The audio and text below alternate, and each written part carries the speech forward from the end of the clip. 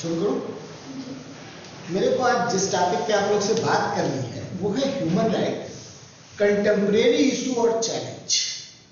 Issue and challenge, मानव अधिकार के समकालीन मुद्दे और चुनौतियां। ठीक है, कंटेम्परेरी का मतलब आप में से ज्यादातर लोग समझते होंगे। किसी को कोई दिक्कत? अब मैं इसमें लूंगा क्या, बहुत सारे कंटेम्परेरी इशू हैं, लेकिन मैं इसमें से लूंगा सिर्फ 5।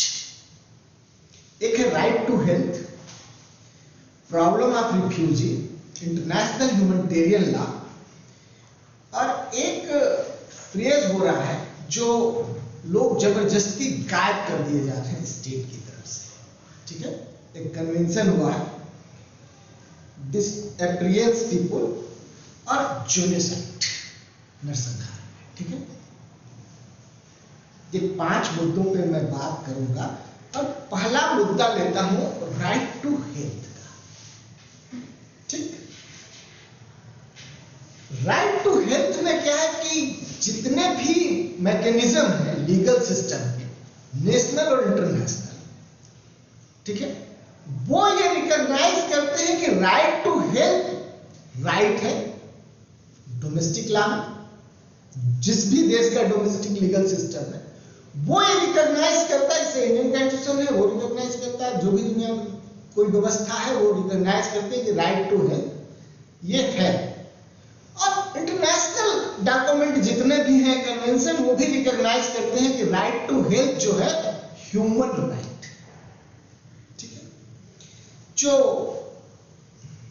मैं शुरू भारत से ही करता हूं। यहां एक कहावत है कि पहला धर्म जो निर्मल काया, दूसरा धर्म घर में माया, तीसरा धर्म पुत्रज्ञाकारी और चौथा धर्म कुलवती नारी। ठीक है, अब आपको लगेगा कि निर्मल काया तक तो स्वास्थ्य है। ठीक है, समस्या है स्वास्थ्य के अधिकार में कि स्वास्थ्य है क्या, और यह बड़ा मुश्किल प्रश्न है किसी भी कि आपका स्वास्थ्य है क्या। तो ये जो चारों फ्रेज है ये बताता है कि आप शारीरिक रूप से, मानसिक रूप से, आर्थिक रूप से और पारिवारिक रूप से, सोशली, इकोनॉमिकली, इमोशनली, फिजिकली, जब सभी तरह से फिट है तभी आप फिट है। समझा पा रहा हूं कि स्वास्थ्य का जो आपका अधिकार है वो सोशली, इकोनॉमिकली, इमोशनली और फिजिकली, जब चारों में संतुलन होगा तभी आप स्वस्थ रह सकते हैं। कोई एक असंतुलित हो जाएगा तो स्वाभाविक है कि आपका जो फिजिकल मेंटल हेल्थ है वो असंतुलित हो जाएगा। जैसे मैं बात तो मानव अधिकार की समस्या क्या है, वो समस्या हम अपने आप से समझ सकते हैं।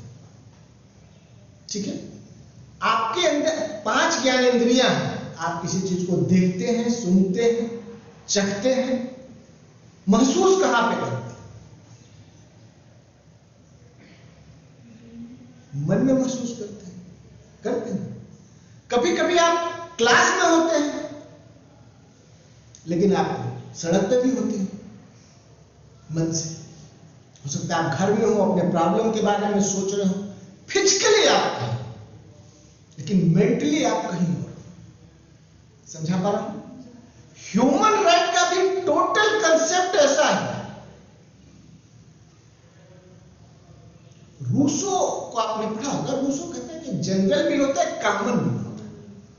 ठीक है, तो एक बिल है दुनिया का कि ह्यूमन राइट हो, लेकिन जिन लोगों का बिल है वो खुद ह्यूमन राइट के बारे में उनका क्या ओपिनियन है, ये राइट टू हेल्थ से आप समझ सकते हैं। राइट टू हेल्थ आप फंडामेंटल राइट भी मान सकते हैं और ह्यूमन राइट भी मान सकते हैं। अब इस राइट टू हेल्थ में मैं शेयर कर दूंगा तो परिभाषा और वो किस कॉन्वेंट में क्या है, किस अभी समय में आप देख लीजिएगा। मैं सिर्फ उस पर आपका चैलेंज क्या है, अगर आप ह्यूमन राइट मान लेते हैं, ठीक है, या फंडामेंटल राइट मान लेते हैं, तो चैलेंज क्या है? इसमें जो चैलेंज है वो मार्केट का है। ठीक है, इसमें जो चैलेंज है ह्यूमन राइट या फंडामेंटल राइट मानने में, राइट टू हेल्थ को, वो चैलेंज है मार्केट का। मार्केट कैसे चैलेंज कर रही है इस राइट को आपके?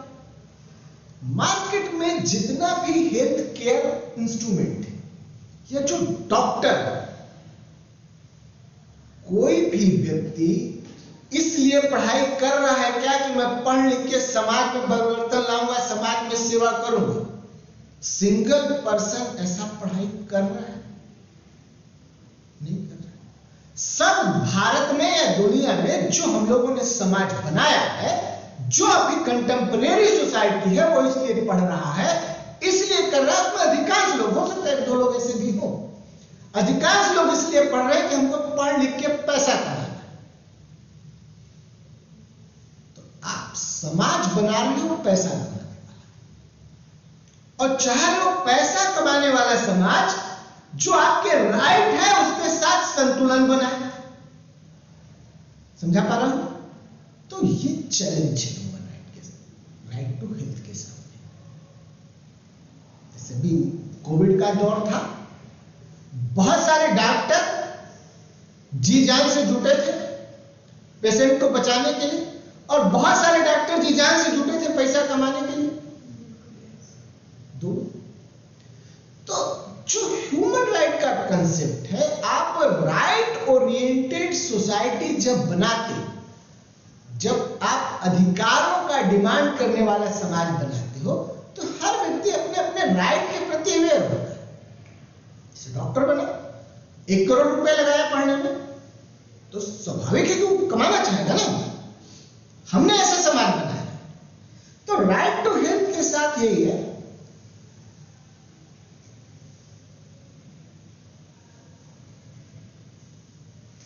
अब जो इंटरनेशनल कन्वेंट है, जो अंतरराष्ट्रीय अधिसमय है, उसमें universal declaration of human right का जो आर्टिकल 25A है, वो ये कहता है कि प्रत्येक व्यक्ति को जीवन स्तर का अधिकार होगा, स्वयं उसके और उसके कुटुंब के स्वास्थ्य कल्याण के लिए पर्याप्त, जिसके अंतर्गत भोजन, वस्त्र, मकान, चिकित्सा तथा आवश्यक सामाजिक सेवाएं हैं। बेरोजगारी, रुग्णता, अशक्तता, वैधव्य, वृद्धावस्था और उसके नियंत्रण से बाहर जीवन यापन के अभाव में सुरक्षा उसको मिलना चाहिए। ठीक है, ये international declaration of human right का आर्टिकल 21A का पहला पार्ट है। ये डायरेक्टली राइट टू हेल्थ को रिकॉग्नाइज नहीं कर रहा, डायरेक्ट आपको नहीं कह रहा है कि राइट टू हेल्थ आपका होगा। ये इनडायरेक्टली कह रहा है कि अगर आपको कोई मानवीय समाज बनाने के बारे में कोई भी राइट या कोई भी विधा ये कल्पना करे कि एक मानवीय समाज बनेगा, तो बिना उसके स्वास्थ्य के अधिकार के बन सकता है? नहीं बन सकता। तो indirectly international declaration of human right ये कह रहा है कि ये जो है इनके स्वास्थ्य का अधिकार होगा, राइट टू हेल्थ होगा, और इस राइट टू हेल्थ में उसके सभी तरह के अधिकार, भोजन, वस्त्र, सुरक्षा, सामाजिक सुरक्षा, ये सभी उसके स्वास्थ्य के अधिकार में शामिल है। फिर इंटरनेशनल कन्वेंशन है सोशल, इकोनॉमिकल और कल्चरल राइट, ये भी इसकी आर्टिकल 12A ये कहते हैं शारीरिक और मानसिक स्वास्थ्य को, फिजिकल और मेंटल हेल्थ को मान्यता देती है। इस कन्वेंशन में कहीं में डायरेक्टली मान्यता नहीं है, समझा पा रहा हूं? इनडायरेक्ट तरीके से कि फिजिकल और मेंटल हेल्थ को मान्यता दिया गया है। फिर convention of child right card के जो है 24(2) इसने भी राज्य के पक्षकारों को कहा कि बच्चों का जो हेल्थ है उसको प्रोटेक्ट करें। फिर महिलाओं के संबंध में जो है डिस्क्रिमिनेशन फॉर अगेंस्ट वीमेन, उसके भी 12A में राज्य के जो पक्षकार हैं, जो राज्य पार्टी है, उसके ऊपर ये लायबिलिटी है कि महिलाओं के स्वास्थ्य के बारे में कोई भी भेदभाव न हो। अब अब इंटरनेशनल जितने भी कन्वेंशन है उसका जो सबसे बड़ा समस्या है वो राज्य के पक्षकारों पे है, वो सीधे आप पे लागू। जो पक्षकार, जो पार्टी है राज्य में, जिन राज्य सरकारों ने उस कन्वेंशन को अडॉप्ट किया है, उसको स्वीकार किया है और उसको स्वीकार करने के साथ अपने लीगल सिस्टम में कुछ चेंज किया है, समझा पा रहा हूं, तो वो सरकारें ये व्यवस्था है। अब चैलेंज क्या है कि बहुत सारे सरकारें इंटरनेशनल लेवल में, इंटरनेशनल पॉलिटिक्स में उसको स्वीकार कर लेते हैं, लेकिन अपने लीगल सिस्टम में परिवर्तन नहीं कर पाते, समझा पा रहे? लेकिन भारत उन देशों में से है कि वो स्वीकार करता है तो धीरे धीरे इसके लीगल सिस्टम में वो परिवर्तन हो जाता है। जैसे इस कन्वेंशन का डिस्क्रिमिनेशन फॉर वीमेन वाले में एक था कि महिलाओं के काम करने पे कोई डिस्क्रिमिनेशन नहीं किया जाएगा, ठीक है, लेकिन बहुत समय तक ये नियम था कि पति पत्नी अगर एक ही जगह काम कर रहे हैं तो दोनों में से किसी एक को ही एचआरए मिले, हाउस हाउस, ठीक है। बाद में न्यायालय ने और सरकार ने इस कन्वेंशन के प्रकाश में, लाइट में उसको संशोधित कर दिया कि नहीं ये डिस्क्रिमिनेशन है महिला का नौकरी करने का। तो भारत इस तरह का देश है जो कन्वेंशन एक्सेप्ट करता है, जिसमें वो सहमति व्यक्त करता है, अपने लीगल सिस्टम में परिवर्तन करता है। लेकिन एशिया और अफ्रीका के बहुत सारे देश ऐसे हैं कि कन्वेंशन में तो दस्तखत कर देते, ठीक है, वहां पे अपना पूरा रोल भी प्ले करते हैं। जो कन्वेंशन एक्सेप्ट होता है वहां बहुत पावर गेन होता है, ठीक है, वो एक्सेप्ट भी कर लेते हैं, लेकिन वो अपने लीगल सिस्टम में उसको कोई परिवर्तन नहीं करते। जैसे आप भारत के तरफ से देखेंगे तो जो पश्चिम एशिया के देश हैं, कुछ देशों ने उसे स्वीकार कर लिया, लेकिन वहां कोई परिवर्तन नहीं।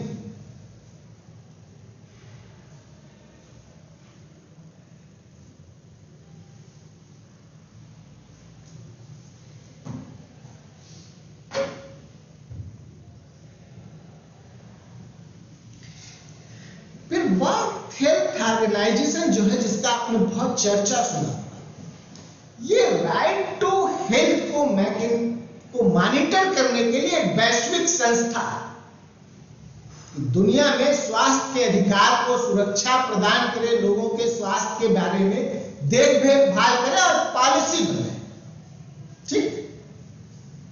अब उसका क्या रोल है इस समय उसे डिस्कस करने का जरूरत नहीं, आप सारे उससे अवेयर हैं। 2 साल के अंदर जो लोग नहीं भी जानते थे कि कोई वर्ल्ड हेल्थ ऑर्गेनाइजेशन है, वो सारे लोग जान गए।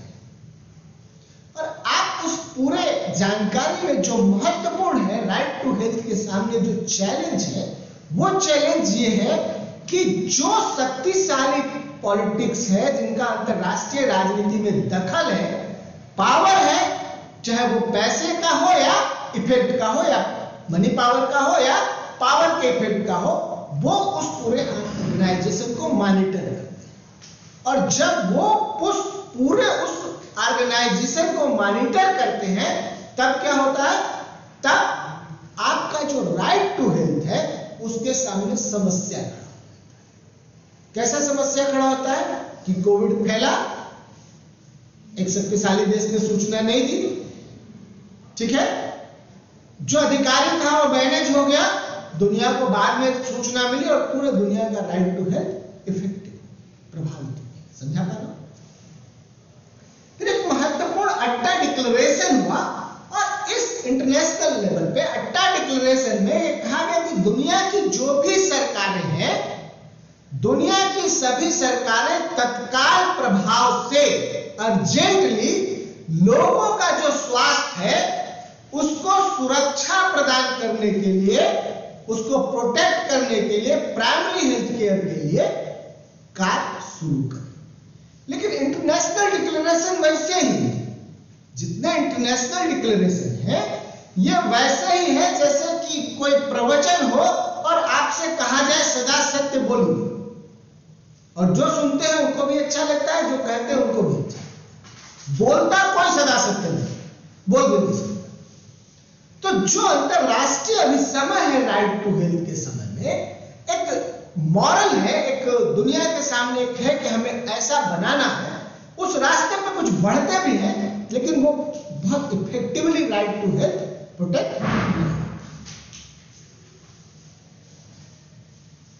फिर आ जाते हैं कि भारत में राइट टू हेल्थ का सिचुएशन क्या है। तो जो भारतीय संविधान है वो राइट टू हेल्थ को डायरेक्टली रिकॉग्नाइज नहीं करता, ठीक है, लेकिन आर्टिकल 21, ये 2000 का बात है, मैं डिसर्टेशन लिख रहा था तो मेडिकल नेग्लिजेंस पे था, मेरे प्रोफेसर ने कहा कि आप इसके लाइट में लिखो, ठीक है। आर्टिकल 21 और जो डायरेक्टिव प्रिंसिपल ऑफ स्टेट है, जैसे 39E, 39F, 42, 47, ठीक है, ये राइट टू हेल्थ को मान्यता देते हैं, रिकॉग्नाइज करते हैं, ठीक है। और जो भारतीय न्यायालय है परमानंद कटारा के केस में, ठीक है, राइट टू हेल्थ को रिकॉग्नाइज कर लिया है कि राइट टू हेल्थ है आपके पास। और जो ही आप किसी भी आर्टिकल में, इंटरनेशनल डिक्लेरेशन में या नेशनल कॉन्स्टिट्यूशन में ये मानते हैं कि मानव को गरिमापूर्ण जीने का अधिकार है, तो बिना स्वास्थ्य को गरिमापूर्ण जी ही नहीं सकता, ठीक है। आप सभी ने एक कहावत सुनी होगी कि तंदुरुस्ती हजार नियामत, ठीक है। तो अगर आप तंदुरुस्त नहीं रहेंगे तो कैसे जी सकते हैं, गरिमापूर्ण जीवन जी सकते हैं? नहीं जी सकते, ठीक है। इसके अलावा जो भारत है, जो भारतीय लीगल सिस्टम है, राइट टू हेल्थ के लिए कुछ और भी मैकेनिज्म का इंतजाम करता है। कुछ और भी मैकेनिज्म है, जैसे टार्ट में आप मेडिकल नेग्लिजेंस के लिए जा सकते हैं, कंज्यूमर प्रोटेक्शन एक्ट में जा सकते हैं। अब कंज्यूमर प्रोटेक्शन एक्ट जो आपने पढ़ा होगा वो 86 का था, अब 2019 का, हालांकि उसमें कोई बहुत एक बस अलग से एक सिस्टम उसमें बना है, एजेंसी। फिर आप इंडियन पेनल कोड का सहारा ले सकते हैं, और all India medical council act है, उसमें आप डिसिप्लिनरी एक्शन के लिए जा सकते हैं, और इंडियन कॉन्ट्रैक्ट एक्ट का ले सकते हैं, ठीक है, कंसेंट वाले। अब जो कंज्यूमर प्रोटेक्शन एक्ट है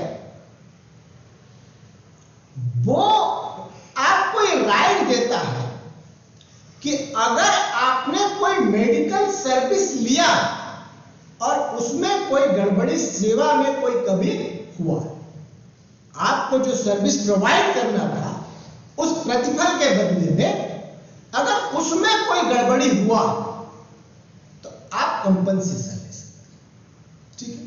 अब आप सवाल उठा सकते हैं कि लाभ टाट में भी कंपनसेशन ले सकते हैं। लाभ टाट में आप कंपनसेशन बिना प्रतिफल के भी ले सकते हैं, बिना कंसिडरेशन दिए भी आप वहां पे ले सकते हैं, जैसे गवर्नमेंट हॉस्पिटल है। लेकिन कंज्यूमर प्रोटेक्शन एक्ट में जब तक आप कंसिडरेशन नहीं देंगे तब तक आप उसको नहीं ले सकते, ठीक है। इसमें एक बहुत दिलचस्प केस है, वी शांता वर्सेस हरियाणा का। उसमें क्या था कि राज्य की एक एजेंसी थी और वो नसबंदी प्रोग्राम चला रहे थे। उस महिला का नसबंदी हुआ और वो कंसीव करे, ठीक है। तो उसने एक मुकदमा किया सरकार के ऊपर, हरियाणा सरकार के ऊपर, कि भाई ये अनवांटेड बेबी है और इसके लालन पालन में हम सक्षम नहीं है, हमारा मदद किया जाए। जो हरियाणा हाईकोर्ट था, पंजाब चंडीगढ़ हाईकोर्ट, उसने कहा कि हाँ इनको कंपनसेशन दिया जाए। डॉक्टर ने उसमें साबित किया कि मेडिकली ऐसा है कि कुछ हजार पे एकाध केस फेल्योर हो सकता है, लेकिन कोर्ट ने कहा कि ठीक है कोई बात नहीं, हो सकता है फेल, लेकिन अब इन्हें तो बच्चा नहीं चाहिए था, अब हो रहा है तो राज्य उसकी मदद करेगी, ठीक। हरियाणा सरकार उसके अगेंस्ट सुप्रीम कोर्ट चली, ठीक है। लेकिन सुप्रीम कोर्ट ने भी कहा कि अगर स्टेट है, ठीक है, और कोई मैकेनिज्म फेल हुआ है तो दूसरा व्यक्ति जो आप पे भरोसा करके आया था आप उसकी मदद करेंगे। तो जो यहां पे सुप्रीम कोर्ट का आपका अधिकार एक्सेप्ट करने का नजरिया था वो था कि राइट टू हेल्थ को बहुत ज्यादा विस्तार दे देगा कि आपके राइट टू हेल्थ में बहुत सारी चीजें। ठीक है, अब मैं दूसरे इशू पे बात करूंगा, शरणार्थियों की समस्या। समझ आया राइट टू हेल्थ? मैं ज्यादा उसको डिटेल नहीं कर रहा हूं, बाकी आप समझ रहे हैं। दूसरी जो समस्या है आप इस समय कंटेम्परेरी इशू है शरणार्थियों का। और जब मैं आपसे शरणार्थियों के इशू पे बात कर रहा था तब बेलारूस और पोलैंड में शरणार्थियों को लेकर दोनों आमने सामने। ठीक है, बेलारूस और पोलैंड शरणार्थियों को लेकर आमने सामने है, यूरोप में युद्ध की स्थिति है। उसके पीछे कहानी यह है कि जो रूस है वो यूरोप को अस्थिर करना चाहता है। ठीक, तो इंटरनेशनल कन्वेंशन या जो शरणार्थियों के बारे में लॉ है वो इस इंटेंशन के शरणार्थियों के लिए नहीं। समझा पा रहा हूं? आप बेहतर रोजी रोटी के तलाश में अगर कहीं चले जाते हैं, जबरदस्ती चले जाते हैं और आप अंतरराष्ट्रीय विधि के अंतर्गत शरणार्थी की परिस्थिति का मांग करते हैं तो वो उसके लिए शरणार्थी की समस्या, वो शरणार्थी नहीं। शरणार्थियों के समय में 1951 में अंतरराष्ट्रीय भी समय हुआ, ठीक है, और फिर 1959 में हुआ, 1967 में हुआ। लगातार इनके बारे में, शरणार्थियों के बारे में अंतरराष्ट्रीय राजनीति में कन्वेंशन होते थे। और उसका कारण क्या था कन्वेंशन होने का कि सेकेंड वर्ल्ड वॉर के बाद, द्वितीय विश्व युद्ध के बाद पूरा जो पश्चिमी जगत था वहां बहुत बड़े पैमाने पे लोग इधर से उधर हुए। ठीक, तो उनको कैसे प्रोटेक्ट किया जाए, उनके बारे में कैसा मैकेनिज्म विकसित किया जाए, उसके बारे में लगातार अंतरराष्ट्रीय प्रयास होते थे। अगर आपसे पूछा जाए कि शरणार्थी किसे माना जाए, कौन है शरणार्थी, तो आपका जवाब क्या होगा?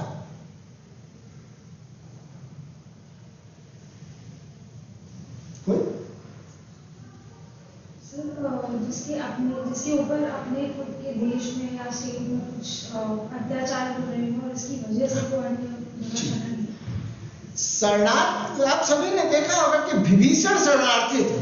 मैं एग्जांपल से बताता हूं आपको कि विभीषण शरणार्थी था। वो शरणार्थी क्यों बना? क्योंकि उसके देश में उसके सुरक्षा को खतरा उत्पन्न हो गया। समझा पा रहे? तो आप मोटे तौर पे समझिए कि शरणार्थी वो व्यक्ति होता है जो अपने देश में सताया गया है या सताए जाने का आशंका। दो परिस्थिति है, अपने देश में वो सताया गया हो या सताए जाने की आशंका।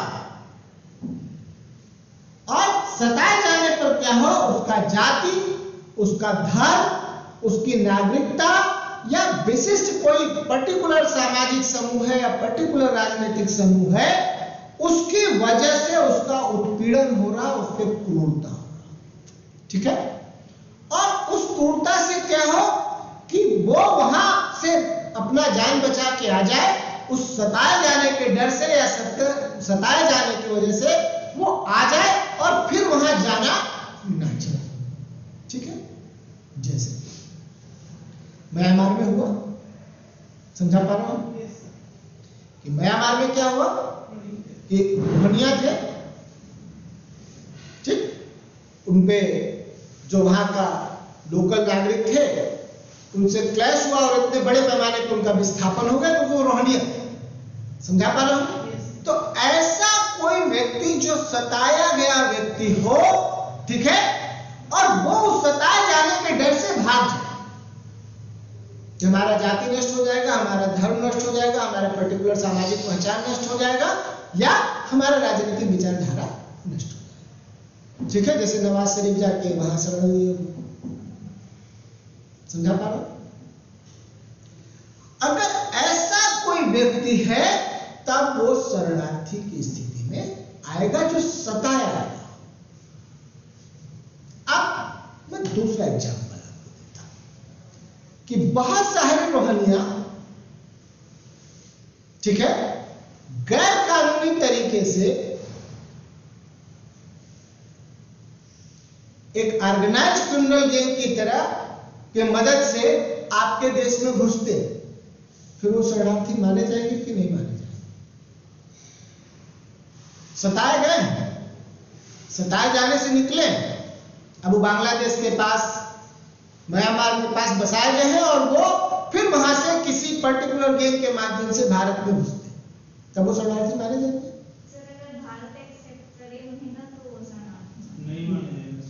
अभी एक्सेप्टेंस पे आया है, ठीक है, समझा पा रहा हूं, तब ये नहीं माने, समझा पा रहे? अब एक दूसरे तरह के शरणार्थी होते हैं,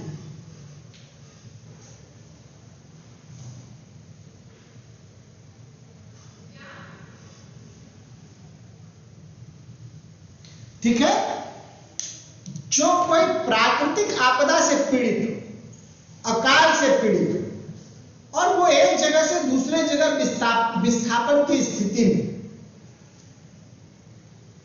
ठीक है, बहुत बड़ा भयंकर बाढ़ आ गया और एक पर्टिकुलर इलाका के लोग दूसरे इलाके में चले गए, ठीक है, या रोजगार की तलाश में चले गए, ठीक है, या बहुत बड़ा इंडस्ट्री लगा, वहां से लोग विस्थापित हो गए, दूसरे जगह चले गए, तो ऐसे व्यक्ति शरणार्थी कहे जाएंगे क्या? तो ऐसे व्यक्ति शरणार्थी नहीं होते। शरणार्थी वही व्यक्ति होगा जो अपने देश से भाग के दूसरे देश में गया, अपने देश से भाग के दूसरे देश में गया हो, और क्यों गया हो कि उस व्यक्ति का जो स्थिति था वहां पे उसे सताए जाने का डर था, उसके साथ क्रूरता होने का डर था, ठीक है। अब आप यहां से विजय माल्या और एक कोई मोदी है, गुजरात का नाम भूल रहा हूं उनका, नीरव मोदी, वो दोनों भाग गए, वो भी कह रहे कि हम सताए जाएंगे, जाकिर नाइक भी भाग गए सताए जाएंगे, ये शरणार्थी माने जाएंगे? समझा पा रहा हूं? कब? जब उनके जातीय, धार्मिक, राजनीतिक, ठीक है, उस प्रकार का कोई उत्पीड़न होने का आशंका हो, उसके वजह से सताए जाने का कोई रोल हो, तब अगर पलायन करेंगे तब शरणार्थी। समझा पा रहा हूं? आपने क्रिमिनल एक्ट किया, फिर भाग जाए, फिर कहे कि नहीं हमको सताया जा रहा है, ठीक है, तब आप शरणार्थी नहीं बनेंगे। समझा पा रहा हूं शरणार्थी के बारे में? और शरणार्थी के साथ क्या है कि वो इस बात का उसके पास ठोस वजह कि हमारे ऊपर ये घटना घटित होने वाली है, जब मैं सताया जाने वाला हूं पर्टिकुलर वर्ग का होने के नाते, या पर्टिकुलर सामाजिक या राजनीतिक वर्ग का होने के नाते, तभी आपको शरणार्थी का दर्जा मिल सकता है, ठीक है। 51 में शरणार्थी के बारे में जो अभिसमय हुआ, उसमें कुछ शर्तें ऐसी रखी गई कि कुछ लोग अंतरराष्ट्रीय भले ही सताए गए हो, शरणार्थी नहीं माने जाएंगे। कुछ परिस्थिति में कुछ लोग शरणार्थी नहीं माने जाएंगे, और वो परिस्थिति क्या है कि वो मानवता के विरुद्ध कोई अपराध किया, उन्होंने मानवता के विरुद्ध कोई अपराध किया हो, या संयुक्त राष्ट्र संघ का जो सिद्धांत है उस सिद्धांत का उल्लंघन किया, और उस उल्लंघन के कारण वो किसी दूसरे देश में जाके शरणार्थी अपने को बनाना चाहते हैं, तो उन्हें शरणार्थी का स्टेटस नहीं मिलेगा। अब जो महत्वपूर्ण बात मैं करना चाह रहा हूं कि शरणार्थी, अब इतना तो क्लियर हो जाना चाहिए कि शरणार्थी होगा, ठीक है। अब शरणार्थी का स्टेटस की जरूरत क्या है, क्यों आपको मिले शरणार्थी का स्टेटस? तो जैसे ही कोई देश किसी को शरणार्थी का दर्जा दे देता है, किसी को रिफ्यूजी का स्टेटस दे देता है, तो क्या होता है, उसके पास कुछ राइट जनरेट हो जाते हैं, उसके पास कुछ अधिकार जनरेट हो जाते हैं। समझा पा रहा हूं? अब वो अधिकार क्या होंगे?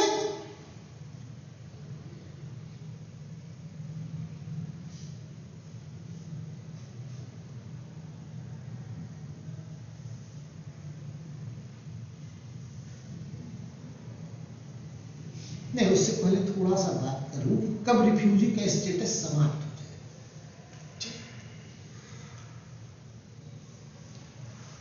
तो रिफ्यूजी का अगर आपको स्टेटस मिल गया तो कुछ ऐसे कंडीशन हैं जब आपके रिफ्यूजी का स्टेटस जो है समाप्त हो जाए। पहला कि आप जिस देश से भागे हैं उस देश का संरक्षण, प्रोटेक्शन आप दोबारा प्राप्त करें। ठीक है, मान लीजिए आपके यहां क्रांति हो गया, अफगानिस्तान में जैसे हुआ, कुछ लोग भाग गए, दूसरे जगह चले गए और दूसरे जगह जाके क्या किए कि वहां पे शरणार्थी का दर्जा उनको मिल गया। जब वहां परिस्थिति बदल जाएगी तो वो अपने देश के संरक्षण प्राप्त कर सकते हैं, कर लेते हैं, तो क्या होगा, उनका रिफ्यूजी का स्टेटस समाप्त हो जाएगा। अब किसी व्यक्ति का नेशनलिटी जो है वो समाप्त हो गई हो या स्वेच्छा से कभी उसने त्याग कर दिया, जिस देश बाद में दोबारा उसे प्राप्त कर ले, दोबारा उसे मिल जाए,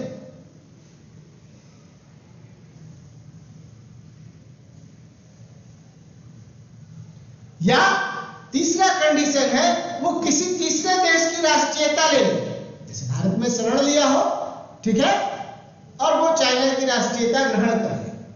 वहां का राष्ट्रीयता ग्रहण करने का मतलब है सिटीजनशिप ले ले। आपको पता है कि यूरोप के और अफ्रीका के बहुत सारे देश हैं, वहां पैसा देके आप सिटीजनशिप ले सकते हैं। जब आप पैसा देंगे तो आपको सिटीजनशिप मिल जाएगा। ठीक है, या ऐसी परिस्थिति वो सारे कंडीशन समाप्त हो जाए जिस कंडीशन की वजह से उसे शरणार्थी बनना पड़ा। मान लीजिए वहां सशस्त्र विद्रोह चल रहा हो, समझा पा रहा हूं, अस्थिरता हो उस देश में, उस जातीय समूह के साथ कोई खतरा हो, वो परिस्थिति समाप्त हो, ठीक, तो होगा कि आप लौट के जाइए, जैसे चकमा शरणार्थियों के बारे में हुआ। समझा पा रहे हैं? तो जैसे ही ये स्थिति होगी उनका शरणार्थी का स्टेटस जो है समाप्त हो जाए। ठीक है, जैसे ही उनके देश की स्थिति अनुकूल हो जाएगी या वो किसी दूसरे देश का राष्ट्रीयता ले लेते हैं या अपनी राष्ट्रीयता में चले जाते हैं, तो उनका जो रिफ्यूजी का स्टेटस है, शरणार्थी का स्टेटस है, वो समाप्त हो जाए।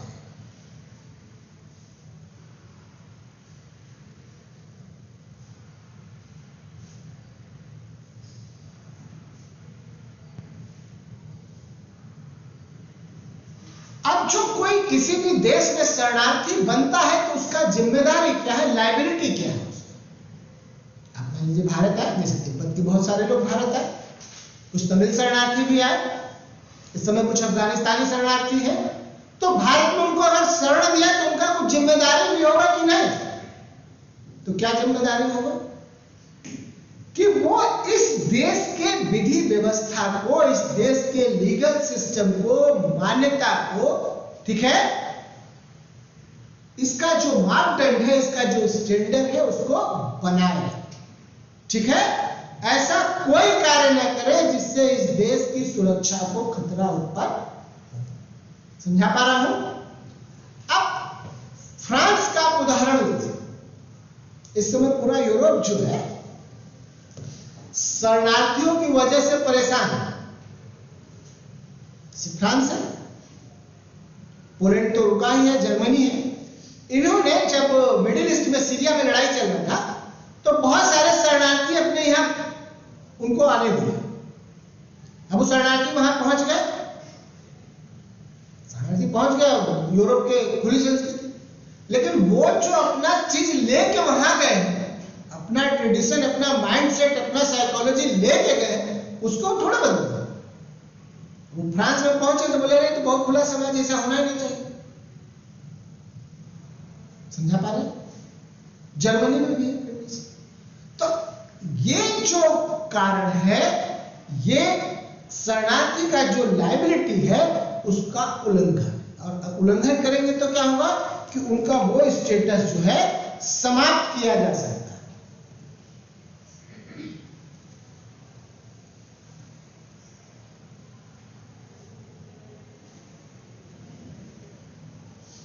अब जो भी किसी को शरणार्थी का दर्जा मिल जाता है तो उसको बहुत सारे अधिकार, जो भी रिफ्यूजी का स्टेटस मिलता है तो उसको बहुत सारे अधिकार अंतरराष्ट्रीय अभिसमय के अनुसार, अंतरराष्ट्रीय कानून के अनुसार उसको प्राप्त होते। जैसे ही आप किसी को शरणार्थी मान लेते हैं तो पहला जो अंतरराष्ट्रीय अभिसमय का अनुच्छेद 3 है वो लागू होता है, और वो ये कहता है कि शरणार्थियों के बीच में आप उसके जन्म स्थान के आधार पर, धर्म के आधार पर और जाति के आधार पर कोई भेदभाव नहीं करें। मान लीजिए कोई व्यक्ति, दो देश के व्यक्ति आए, दोनों में कंफ्लिक्ट चल रहा है, तो आप ये नहीं कह सकते कि एक देश के व्यक्ति को देंगे और दूसरे देश के व्यक्ति को नहीं देंगे, इस धर्म के व्यक्ति को देंगे या इस जाति के व्यक्ति को देंगे, इस जाति के व्यक्ति को नहीं देंगे। ठीक है, आप इस तरह का भेदभाव नहीं कर सकते। इसका मतलब है कि जो भी शरणार्थी के तौर पे आपके पास आया, आप शरणार्थी का मान्यता दे रहे हैं तो उसको सामान्य संरक्षण प्रदान करेंगे, सामान्य प्रोटेक्शन प्रदान करेंगे। फिर अनुच्छेद 4 कहता है कि जो भी शरणार्थी आए उनको यह अधिकार होगा कि वो अपने बच्चों को अपने धर्म और संस्कृति की शिक्षा दे सके। ठीक है, कि जो भी शरणार्थी आया उसको यह अधिकार होगा कि अपने धर्म और संस्कृति की शिक्षा अपने बच्चों को दे सके। फिर अनुच्छेद 20, 21, 22 उसके भोजन, वस्त्र, आवास और लोक शिक्षा के संरक्षण के बारे में, उसके भोजन के बारे में, उसके वस्त्र के बारे में, आवास के बारे में, और जो लोक शिक्षा है, ठीक है, लोक शिक्षा का मतलब जो उनका लोकल एजुकेशन है, ठीक है, हर समुदाय का एक अपना कस्टमरी एजुकेशन सिस्टम और वो पीढ़ी दर पीढ़ी ट्रांसफर होता है। ठीक है, तो उसके बारे में उसको अधिकार। अब इस कस्टमरी एजुकेशन का हुआ क्या कि यूरोप में जो लोग गए, अब मान लीजिए कि तालिबान का 10 लोगों का ग्रुप पहुंचा और वहां ले लिया, उनका कस्टमरी एजुकेशन यह है कि लड़कियां नहीं पढ़ेंगी। ठीक है, जो हमारे खिलाफ बोलेगा उसका गर्दन काट देंगे। तो शरणार्थी जब कोई देश किसी नागरिक ग्रुप को देता है तो उसको इस तरह का कंटेम्परेरी चैलेंज आता है, इसीलिए मैंने टॉपिक का नाम ही चैलेंज रखा था कि क्या चैलेंज है। ह्यूमन राइट के रूप में आपने डिक्लेरेशन तो कर दिया कि यह है आप शरणार्थी बनाइए, वर्ल्ड ऑर्डर के लिए बहुत अच्छा सिस्टम, कि उसके सामने समस्या है। फिर इसी तरह बालक अगर कोई है, बाल अधिकार के समय में जो कन्वेंशन हुआ 89 में, उसने अगर कोई बालक शरणार्थी का दर्जा मांगता है किसी देश से, कोई बच्चा है और कहता है कि हमको शरणार्थी का दर्जा दिया जाए, तो उसको सभी प्रकार के मानवाधिकार प्राप्त, सभी प्रकार का ह्यूमन राइट उसको प्राप्त है। फिर जो universal declaration of human right है उसके 14 शरणार्थी के अधिकार के बारे में कहता है। ठीक है,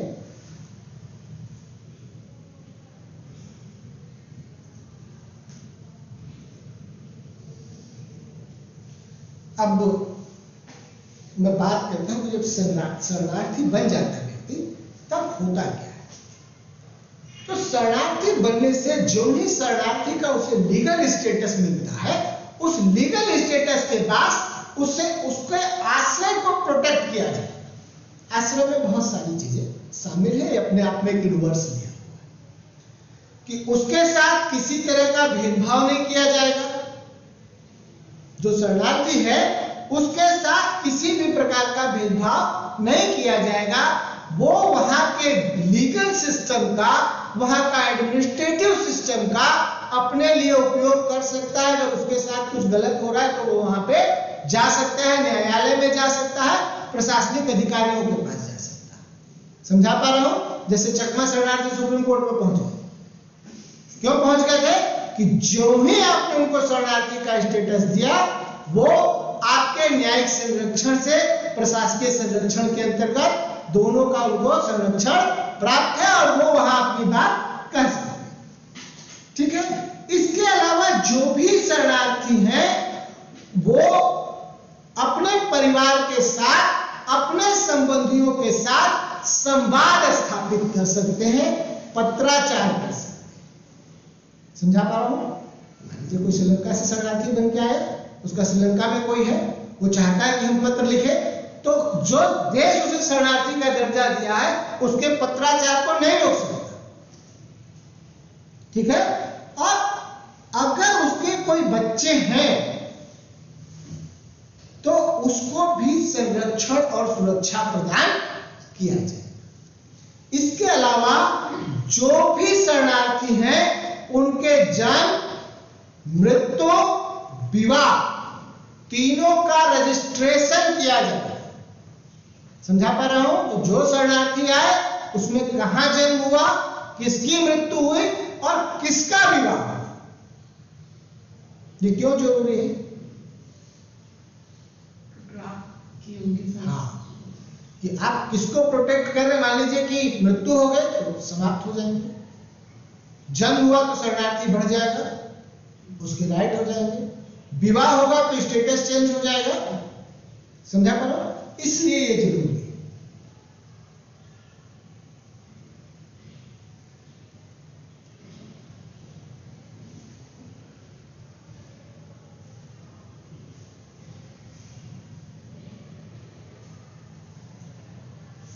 अब जो महिला शरणार्थी,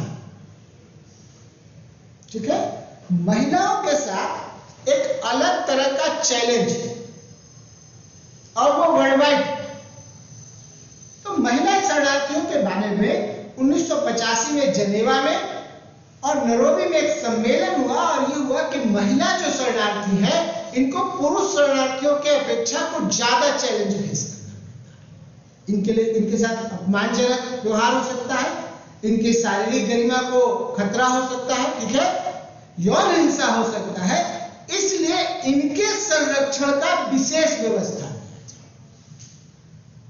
ठीक है, कि जो महिलाएं हैं उनके संरक्षण का विशेष व्यवस्था किया जाए, ये शरणार्थी विधि का है। अब इसमें जो चैलेंज है,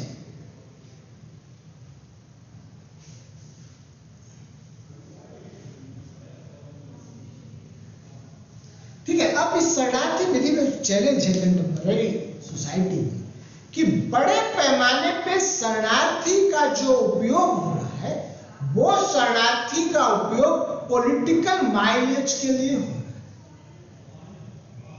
ठीक है, बड़े पैमाने पे दो पड़ोसी राज्यों में लोग इसलिए एक देश से दूसरे देश में बेहतर जीवन के लिए चले गए, उनका राजनीतिक सामाजिक किसी तरह का उनको खतरा नहीं। जैसे कनाडा और अमेरिका है, ट्रम्प साहब मैक्सिको है, वो बाहर लगवा रहे थे कि मेरे यहाँ कोई ना हो, क्योंकि वहां उतना संसाधन नहीं, यहाँ ज्यादा संसाधन है। समझा पा रहा हूं? तो इस स्थिति में उनको शरणार्थी का दर्जा, जो शरणार्थी विधि है, वो परमिट नहीं करता है कि इस स्थिति में आप शरणार्थी नहीं। ठीक है, अब जैसे भारत बहुत सारा घुसपैठ इसलिए है रोजी रोजगार के लिए, ठीक है, वो चले आए आपके, वो शरणार्थी हैं, किसी सताए जाने के डर की वजह से आए हैं, कोई उनका जातीय धार्मिक कारण है आने का। अब सीए का उदाहरण है, सीए का उदाहरण है कि सीए में क्या कहा गया कि अगर आप धार्मिक उत्पीड़न के शिकार हैं तो आप आ सकते हैं हमारे देश में, हम आपको नागरिकता देंगे। अब कोई भी देश जो अपने संविधान में किसी धार्मिक गणराज्य का घोषणा करता है, डिक्लेरेशन करता है कि इस्लामी गणराज्य, वहां इस्लाम के आधार पर भेदभाव होना चाहिए, या वहां से कोई व्यक्ति आ जाए और कहे हमारे साथ धार्मिक उत्पीड़न हो रहा है तो मान्यता दिया जाना चाहिए उसको। समझा पा रहा हूं? तो इसका तीसरा जो महत्वपूर्ण बात आपके साथ करना है वो करना है इंटरनेशनल ह्यूमैनिटेरियन लॉ के बारे में। सुना आप लोगों ने इसे? नहीं, हम जब एलएलबी कर रहे थे तो ये विषय नहीं था। इंटरनेशनल ह्यूमैनिटेरियन लॉ का जो आप अगर इसको कैसे शुरू हुआ तो एक व्यापारी थे, संस्मरण किसी को पढ़ना हो मेरे पास रखा है, वो व्यापारी थे और एक लड़ाई चल रहा था एक जगह जिसका नाम नहीं लेता। वो वहां देखे बहुत सारे लोग घायल थे, बीमार थे, युद्ध में सिविलियन भी मारे जा रहे थे, तो उनके मन में बहुत पीड़ा है। उस पीड़ा को उन्होंने क्या किया, अपने संस्मरण में लिखा, उससे रेड क्रॉस का जन्म हुआ, ठीक है। और जो युद्ध में लोग घायल हताहत होते थे उसके बारे में इंटरनेशनल लॉ में शुरुआत हुआ कि एक कानून बनाया जाए। तो मोटे तौर पे जो इंटरनेशनल ह्यूमैनिटेरियन लॉ है वो एक तरह से वार, युद्ध का नहीं, ठीक है। अब युद्ध जो है मानवीय समाज में स्वाभाविक है कि कभी ना कभी होंगे, इसे हमेशा के लिए रोका नहीं जा सकता, लेकिन वो युद्ध हो कुछ नियमबद्ध हो, मानवीयता को भूल के युद्ध ना हो। इसके लिए ह्यूमैनिटेरियन, इंटरनेशनल ह्यूमैनिटेरियन लॉ का विकास हुआ। आपको दो चीजें बताना चाहता कि अगर आप महाकाव्यों को देखेंगे, ठीक है, जैसे रामायण को देखेंगे तो वहां एक युद्ध का नियम कि कब युद्ध होगा और कब युद्ध नहीं। अगर आपने मेघनाथ वध देखा हो, अगर आपने मेघनाथ का वध देखा होगा तो ये देखा होगा कि मेघनाथ जब उन अस्त्रों का उपयोग करता है जो अमोघ थे, जिसको नष्ट नहीं किया जाता, तो वो अस्त्र प्रयोग होने से पहले वो अस्त्र जिस भी देवता के थे वो मना करते थे कि हमारा उपयोग मत करो। उसने किया और वो सारे असफल। उसी अस्त्र का एक बार लक्ष्मण भी उपयोग कर रहे थे, तब राम ने रोक दिया। समझा पा रहा हूं? मतलब उस दौर में भी युद्ध का एक नियम था, ठीक है। और कैसा नियम था कि मृतक बॉडी के जो डेड बॉडी था उसका दोनों पक्ष सम्मान करते थे। समझा पा रहे? फिर आप महाभारत में आ जाइए तो महाभारत की भी स्थिति ऐसी ही है, और उससे आगे बढ़ते बढ़ते अगर आप अशोक के टाइम में आ जाएंगे तो वहां भी स्थिति ऐसी है। ऐसा ही एक घटना यूरोप में घटता है और इंटरनेशनल ह्यूमैनिटेरियन लॉ का विकास हो जाता है, ठीक है। अब उस इंटरनेशनल ह्यूमैनिटेरियन लॉ को लेके बहुत सारे कन्वेंशन हुए, मैं सारा आपके साथ शेयर कर दूंगा, क्योंकि अगर मैं पूरा लूंगा तो मैं पूरा कंप्लीट नहीं कर पाऊंगा।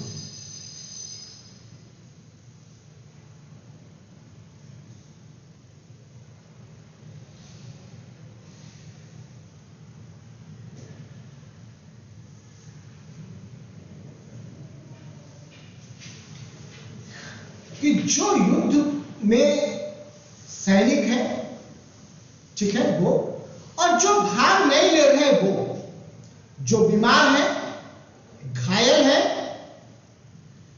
या जिन्होंने शस्त्र को छोड़ दिया, जिन्होंने जो आर्म्स था उसको उन्होंने पर्टिकुलर सरेंडर कर दिया, उनके साथ किस तरह का व्यवहार हो, इसके बारे में एक अंतरराष्ट्रीय संहिता बनाने का, एक अंतरराष्ट्रीय कोड ऑफ कंडक्ट बनाने का जरूरत हुआ। और जनेवा अभिसमय और हेग अभिसमय, ठीक है, बाद में उसमें बहुत सारे जुड़ते गए, वो अभिसमय बनाए गए और एक नियम बनाया गया कि लड़ाई जो है कैसे हो।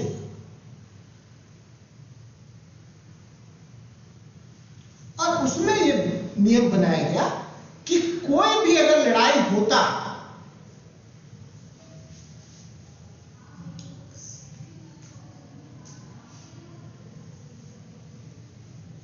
अगर कोई भी युद्ध होता है तो किसी भी व्यक्ति के प्रति जो दैविक हिंसा है, वो दैविक मतलब फिजिकल जो है, वो उसके हत्या करने या उसके अंग भंग करने या क्रूरता से उसका का उत्पीड़न नहीं किया जाए। जो कोड ऑफ कंडक्ट बनाया गया उसमें यह बनाया गया कि किसी भी तरह का क्रूरता उनके साथ फिजिकल क्रूरता नहीं किया जाए। फिर क्या होगा कि कोई उनका अपमानजनक, अगर वो आपके युद्धबंदी, आपने उनको पकड़ लिया आपके कस्टडी में, तो कोई भी अपमानजनक या शोषणात्मक कार्रवाई उनके विरुद्ध नहीं करे। ठीक है। और अगर आपको कोई पनिशमेंट उनको देना है, कोई दंड उनको देना है, तो जो लीगल सिस्टम है, बिना उस लीगल सिस्टम के आप उसको दंड नहीं। अब इसका आप एक उदाहरण ले सकते हैं, हालांकि पूरा वो ह्यूमैनिटेरियन लॉ का भाग नहीं है, लेकिन फिर भी कुछ हद तक है। पाकिस्तान में भारत का बंदी इंटरनेशनल कोर्ट में उसका केस किया, ठीक है, ठीक है। और चूंकि वो जो ट्रायल हुआ था, जिस ट्रायल के आधार पर सजा हुआ था, वो ट्रायल को इंटरनेशनल कोर्ट ऑफ जस्टिस ने क्या कहा, न्यायिक मापदंड के अनुकूल नहीं माना। अब वहां संशोधन हो रहा है फेयर ट्रायल के। तो जो कोई भी आपका युद्धबंदी है, उसके साथ आप फेयर ट्रायल करें, फिर आप उसको पनिश करें। अब इसको दो लोगों ने परिभाषित किया, बेस्को जैकविल ने, और उन्होंने कहा कि जो ह्यूमैनिटेरियन लॉ है, मानवीय विधि है, वो सशस्त्र संघर्ष, जो आर्म कॉन्फ्लिक्ट है, उनके शिकार व्यक्तियों को संरक्षण प्रदान करता है। आर्म कॉन्फ्लिक्ट के दौरान ये जो मानवीय विधि ह्यूमैनिटेरियन लॉ है, वो उनको संरक्षण प्रदान करता है। ठीक है। अब ह्यूमैनिटेरियन लॉ का एप्लीकेशन होगा, अभी तक मैं बात कर रहा था कि जो युद्ध में है घायल, लेकिन इंटरनेशनल ह्यूमैनिटेरियन लॉ लगेगा, अप्लाई करेगा। तो जब दो देशों के बीच में सशस्त्र संघर्ष हो रहा हो, तब अप्लाई होगा। ठीक है। और किसी भी देश के अंदर इंटरनल कोई थोड़ी मोड़ी गड़बड़ी है, वहां इंटरनेशनल ह्यूमैनिटेरियन लॉ लागू नहीं। लेकिन बड़े पैमाने पे गड़बड़ी है, ठीक है, जैसे सीरिया में, अफगानिस्तान में, समझा पा रहा हूं, या अफ्रीका के बहुत सारे देशों में, या म्यांमार में, ठीक है, एक सत्ता चला गया, एक अनवैलिड तरीके से आ गया, ठीक, बहुत बड़ा। तो जहां इस प्रकार का कॉन्फ्लिक्ट, इंटरनल कॉन्फ्लिक्ट है, वहां पे ह्यूमैनिटेरियन लॉ लागू होगा। लेकिन मान लीजिए आपका किसान आंदोलन चल रहा है, स्टूडेंट आंदोलन चल रहा है, वहां पे ह्यूमैनिटेरियन लॉ अप्लाई नहीं। दो देशों के बीच में आर्म कॉन्फ्लिक्ट है, वहां लागू होगा। या जहां पे रेवोल्यूशन का कंडीशन है, सत्ता परिवर्तन का बहुत बड़ा सशस्त्र या बिना सशस्त्र आंदोलन चल रहा है, जिसमें दोनों पार्टी में अस्थिरता, इनस्टेबिलिटी, वहां पे इंटरनेशनल ह्यूमैनिटेरियन लॉ लागू।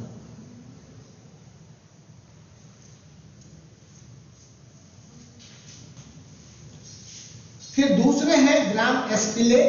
ये कहते हैं मानवीय विधि को नियमों और सिद्धांतों के रूप में अंतरराष्ट्रीय और आंतरिक विद्रोह में मानवों को संरक्षित करने वाला साधन है, टूल।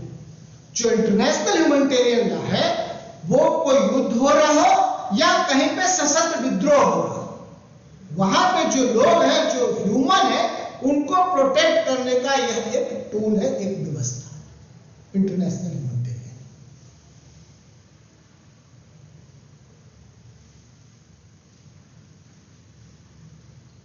अब इस इंटरनेशनल ह्यूमैनिटेरियन लॉ की नेचर क्या है, प्रकृति क्या है, कैरेक्टर क्या है, और ह्यूमन राइट और इंटरनेशनल ह्यूमैनिटेरियन लॉ में रिलेशन क्या है। ठीक है। तो मोटे तौर पे आप समझिए कि ह्यूमन राइट जो है, सिर्फ आप ह्यूमन है, इसलिए आपको हर जगह दुनिया में आप कहीं भी हैं, आपके उपलब्ध, आप मानव अधिकार के संरक्षण के अधिकारी हैं, आपको उसका प्रोटेक्शन प्राप्त। लेकिन इंटरनेशनल ह्यूमैनिटेरियन लॉ कब लागू होता है, जब आप किसी वार जोन में हैं। समझा पा रहा हूं, कोई ऐसे जगह पे है जो वार जोन है, जहां लड़ाई चल रहा है, युद्ध चल रहा हो या सशस्त्र विद्रोह चलेगा। ऐसी जगह पे जब आप हैं तब आप इंटरनेशनल ह्यूमैनिटेरियन लॉ वहां पे अप्लाई होता है।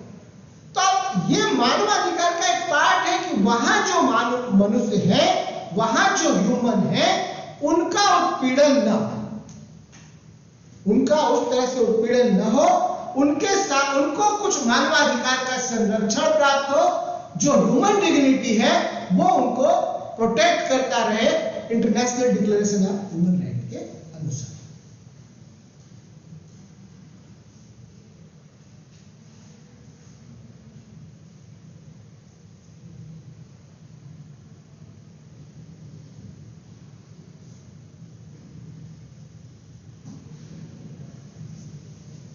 इसी तरह से 49 में 49 में एक एडिशनल प्रोटोकॉल जोड़ा गया और ये कहा गया कि ये जो ह्यूमैनिटेरियन लॉ है ये सामुद्रिक युद्ध में भी, जो समुद्र में युद्ध होगा, नेवी वार होगा, उसमें भी संरक्षण प्रदान करेगा। जो वहां घायल है, बीमार है या युद्धबंदी है, उनको दैविक हिंसा है उसके क्रूरता से उनको प्रोटेक्शन प्रदान करेगा।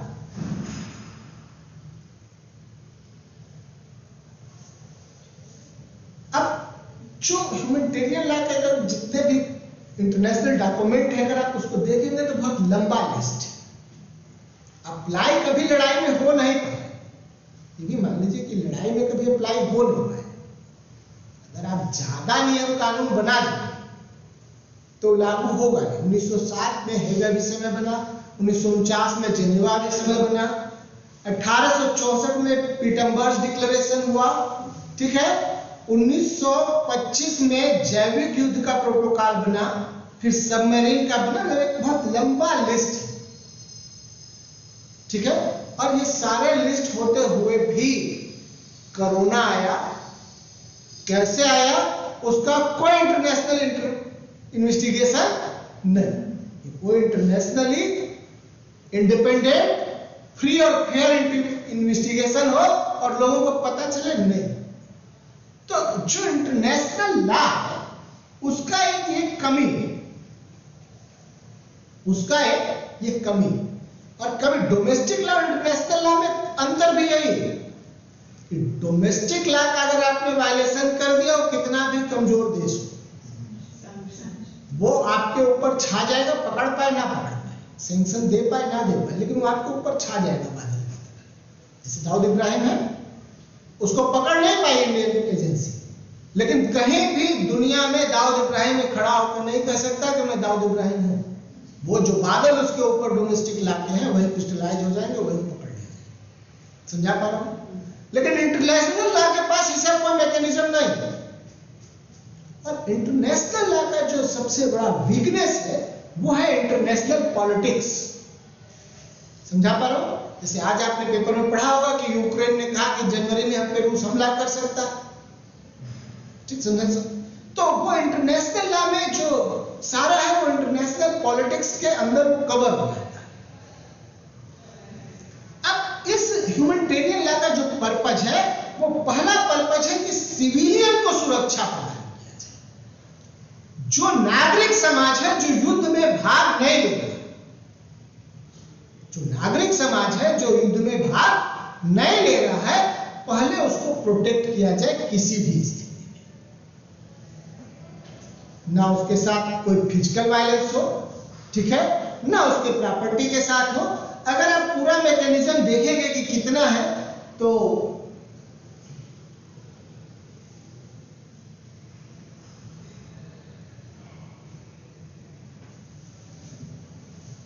दस 15 उसमें लाइन है, 15 लाइन मतलब 15 हेड है, जिसमें उस सिविलियन को सुरक्षा प्रदान किया जाए। क्या? उसके साथ कोई हिंसा ना हो, क्रूरता ना हो, अपमानजनक व्यवहार ना हो, ठीक है। अगर वो युद्ध का शिकार है तो उसको उपचार किया जाए, उसको चिकित्सा सुविधा उपलब्ध कराया जाए, और सिविलियन है तो उसको भोजन का, आवास का व्यवस्था किया जाए। कहीं लड़ाई हो रहा है और बीच में सिविलियन पॉपुलेशन फंस गया, तो उसके साथ कोई हिंसा ना हो, कोई क्रूरता ना हो, ठीक है। और में भाग नहीं लेगा, ठीक है, न्यूट्रल है, तो उसके भोजन आवास की व्यवस्था।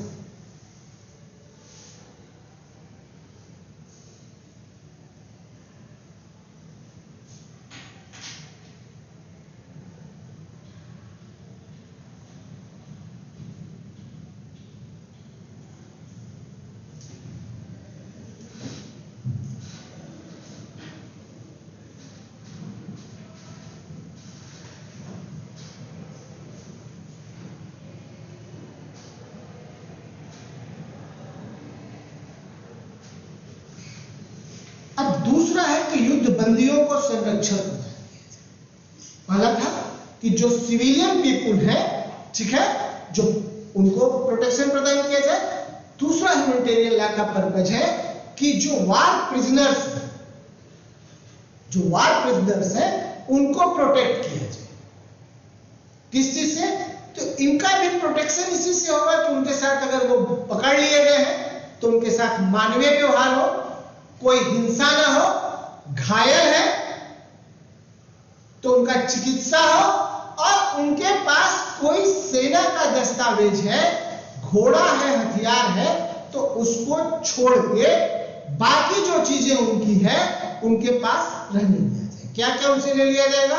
अगर कोई सेना से संबंधित डॉक्यूमेंट, ठीक है, या कोई आर्म्स है, ठीक है। और जब ये प्रोटोकॉल बन रहा था तब घोड़ा युद्ध में यूज होते होंगे, तो घोड़ा भी उसका कब्जा में ले लिया जाएगा। उससे आप वाहन समझ लीजिए कि कोई भी अगर उसके पास वाहन है तो वो कब्जा में ले लिया जाएगा। उसके अलावा उससे और कुछ जानने का प्रयास नहीं किया जाएगा, ठीक है।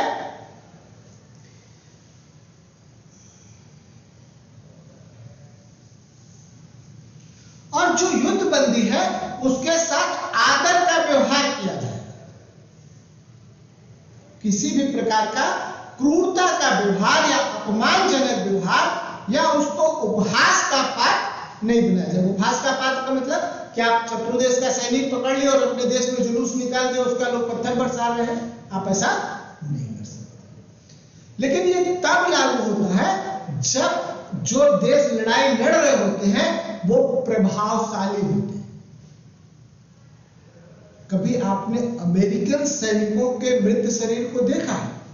किसी अखबार में, किसी फोटो में? सभी लोग पढ़ते होंगे। कभी देखा कि अमेरिकन सैनिक कहीं मारे गए हो और उनका पिक्चर कहीं छपा? नहीं छपा ना। क्यों? क्योंकि वो प्रभावशाली है। छपता किसका? जो सामान्य देश का, ठीक है। तो जो वो क्यों है? क्योंकि उनके सैनिक का अगर अपमान कर दीजिएगा तो छोड़ेंगे नहीं। लेकिन छपना किसी भी सैनिक का नहीं चाहिए, ये इंटरनेशनल मैकेनिज्म के खिलाफ है। अब अगला है कि अगर कोई व्यक्ति घायल है या मृत व्यक्ति है उसके बारे में क्या किया जाए। ह्यूमैनिटेरियन लॉ का दूसरा ऑब्जेक्ट है कि कोई व्यक्ति घायल है या मृत है तो उसके बारे में क्या मैकेनिज्म। तो अगर कोई व्यक्ति घायल है तो उस घायल व्यक्ति का मानवता के साथ उपचार किया जाए, और वो जिस रैंक का, जिस भी रैंक का है उस रैंक के अनुसार उसके साथ व्यवहार किया जाए। और अगर कोई व्यक्ति मर गया, मृतक व्यक्ति है, तो उसका जो शरीर है, उसका जो डेड बॉडी है, उस डेड बॉडी के साथ आदर का व्यवहार हो, उसके साथ किसी प्रकार का डेड बॉडी के साथ क्रूरता न किया जाए। उसका पहचान सुनिश्चित किए जाने का व्यवस्था किया जाए डेड बॉडी का कि कौन, उसका रिकॉर्ड रखा जाए। और अगर डिस्पोजल का जरूरत पड़े कि डिस्पोजल करना ही हो तो उसके धार्मिक रीति रिवाज के अनुसार अगर पता चल जाए तो आप उसका डिस्पोजल कर सकते। समझा पा रहा हूं? कि किसी के धर्म का आपको पता ही नहीं चले तो आप कैसे डिस्पोजल करेंगे? फिर जो आपका सिस्टम होगा आप उसके अनुसार कर देंगे। लेकिन किसी का पता चल जाता है और आपको ये भी पता है कि इस धार्मिक रीति रिवाज से इसका डिस्पोजल होगा, तो आप उस तरीके से डिस्पोजल करेंगे। और आपके पास ऐसा मैकेनिज्म नहीं तो सम्मानजनक ढंग से जैसा आपके देश में होता उस प्रकार आप उसका डिस्पोजल करें।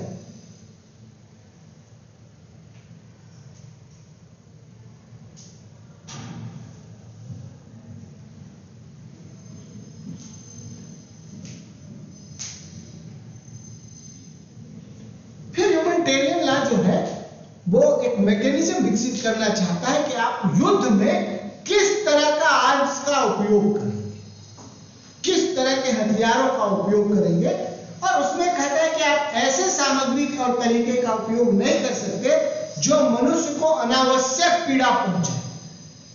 ठीक है, ऐसे किसी विपिन का आप उपयोग नहीं कर सकते, ऐसे आर्म्स का उपयोग नहीं कर सकते जिससे कि आप मानव जाति को पीड़ा पहुंचाए, अनावश्यक पीड़ा पहुंचे।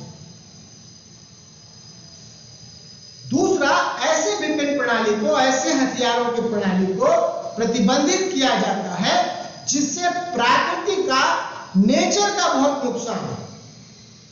ठीक है, और चौथा जो है, पैराशूट से अगर कोई सैनिक उतर रहा हो तो उस पर हमला करने से प्रतिषेध किया गया है, उस पर आप हमला नहीं कर सकते। मान लीजिए कि कोई विमान क्रैश कर गया और कोई पैराशूट से आपके यहां उतर रहा है तो आप उसको हमला करके मार नहीं सकते, फिर आप पकड़ लीजिए, उसको युद्धबंदी का स्टेटस दीजिए।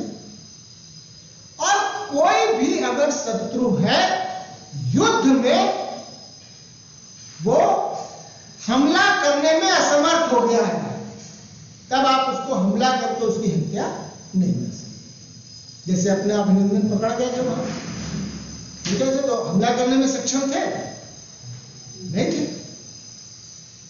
ठीक है, फिजिकली कर सकते थे,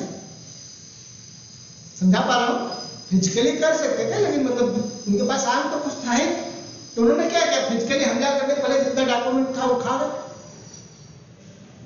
क्योंकि आप जब ड्यूटी डिस्चार्ज करते हो तो आपके पास बहुत सारी लायबिलिटी है, तो वो काम उन्होंने। तो एक जो इंटरनेशनल ह्यूमैनिटेरियन लॉ का जो सबसे महत्वपूर्ण काम वो है कि उन सारे मैकेनिज्म को, उन सारे आर्म कॉन्फ्लिक्ट में ऐसे आर्म्स के उपयोग को रोक लगाने का प्रयास करना जिससे मानव जाति या जो धरती है, प्रकृति है, वो प्रभावित हो, उस तरह के हथियार का उपयोग न किया जाए।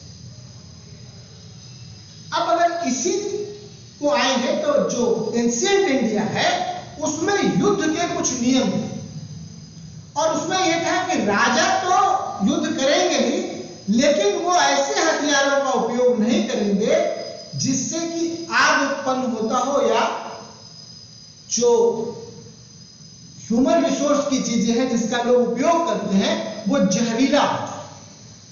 समझा पा रहा हूं कि नदी में जहर मिला दे, कुएं में जहर मिला दे, अन्य भंडारों में जहर मिला दे, या आग लगा दे, इसके उपयोग से प्रतिबंधित किया गया। या कोई व्यक्ति सोया हो तो उस पर हमला करने का अधिकार नहीं।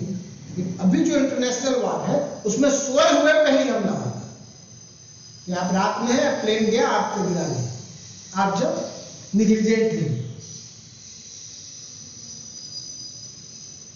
तो ये तो ह्यूमैनिटेरियन लॉ का बात हो गया। अब मैं आपके साथ एक नया जो ह्यूमन राइट का इशू उत्पन्न हो रहा है उस पर बात करूंगा, और वो जो इशू है वो ये है कि किसी व्यक्ति को स्टेट जो है गायब कर,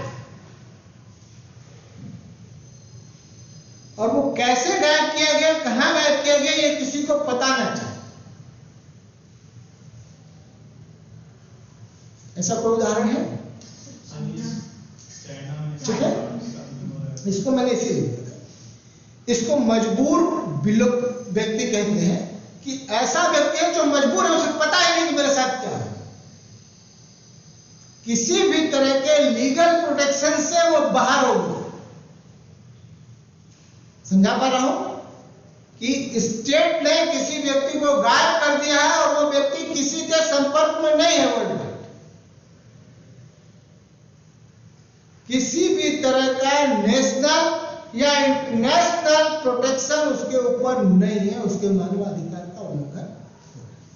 तो ऐसे व्यक्तियों के संबंध में 2010 में एक अभिसमय पास हुआ ठीक है, कन्वेंशन हुआ और कहा गया कि कोई भी जो व्यक्ति है इस तरह से किसी भी व्यक्ति को गायब नहीं कर सकता, ठीक है, और अगर करता है तो ये जो है एक अंतरराष्ट्रीय अपराध माना जाएगा, एक अपराध, ठीक है।